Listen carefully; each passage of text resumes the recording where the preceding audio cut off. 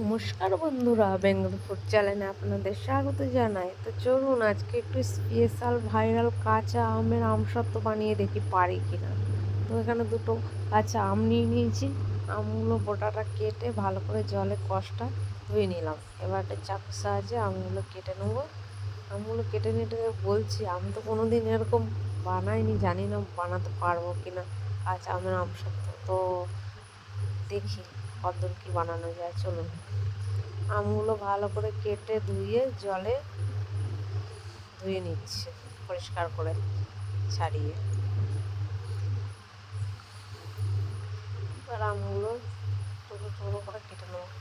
আমার আটিটা শক্ত হয়ে গেছিলো এখানে, আমি তাই জন্য যেরম সেরম করে একটু কেটে নিয়েছি। বাস, আমার আমগুলো কেটে নেওয়া হয়ে গেছে। এবার ভালো করে জলে একটু নুন দিয়ে ধুয়ে নেব। ধুয়ে এবার মিক্সিং জারে দিয়ে পেস্ট বানিয়ে নিয়ে আসছি। এবার কড়াইতে দিয়ে দিলাম জল এবং পরিমাণ মতো চিনি দিয়ে দেবো। দিয়ে ফোটা অবধি অপেক্ষা করবো। ফুটে গেছে, আমার পেস্টটা দিয়ে দিলাম। দিয়ে ভালো করে ফুটিয়ে নেবো। ফুটিয়ে পুরো একদম জেলি জেলি করে নেবো। এবার দিয়ে দেবো সামান্য বিট লবণ স্বাদ মতন। এবার দিয়ে দেবো কিছু ভাজা মশলা, জিরে, ধনে ও এখানে গোলমরিচ আর শুকনো লঙ্কা, শুকনো খোলায় ভেজে গুঁড়ো করে নিয়েছি।